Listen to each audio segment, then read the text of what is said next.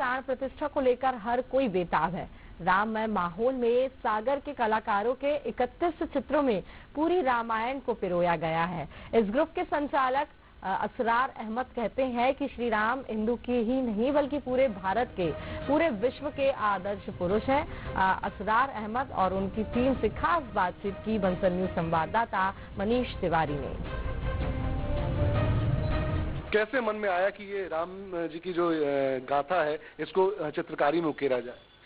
देखिए, आपने जैसी बात कही कि कला का कोई धर्म नहीं होता, तो चूंकि बचपन से हम चित्रकारी करते हैं और जिस परिवेश में हम पले बड़े हैं वहां पर हर धर्म हर जाति के लोग रहते हैं। चूंकि हमने भी बचपन में रामायण सीरियल को देखा हुआ है और बहुत अच्छे से उसको पूरी एपिसोड को हम लोगों ने देखा है, तो कहीं ना कहीं हमारे दिमाग में वो चीज हमेशा से हमारे दिलो दिमाग में वो बैठी हुई है, उनके चित्र बैठे हुए हैं। अच्छा, राम जी के जैसे आपने रामायण देखी बाल्यकाल से, तो रामायण को लेके कोई ऐसा जीवन, उनका चरित्र या कोई ऐसा पार्ट, उनके जीवन का कोई हिस्सा जो आपको बहुत आकर्षित करता हो या मन में हो?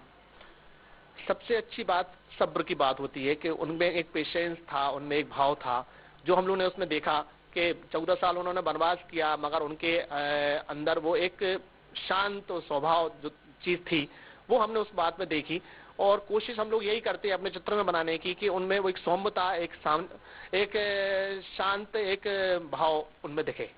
मोनिका जी, आपके मन में क्या आया जब राम जी की चित्रकारी आप कर रही थी? आपने भी उसमें पेंटिंग्स बनाई? मैंने भी बचपन में रामायण देखी हुई थी। ऐसा बोलते हैं कि मर्यादा पुरुषोत्तम राम है, उनकी मर्यादा से सभी वाकिफ हैं। मैंने जो चित्र बनाया है वो चित्रकूट के घाट का है। उसमें राम जी का चरित्र है कि वह इतने फेमस थे उस समय भी, और वो तुलसीदास जी के सामने गए तो उन्होंने अपना परिचय बिना सिंपल ही रूप से चंदन लिया और लगा लिया।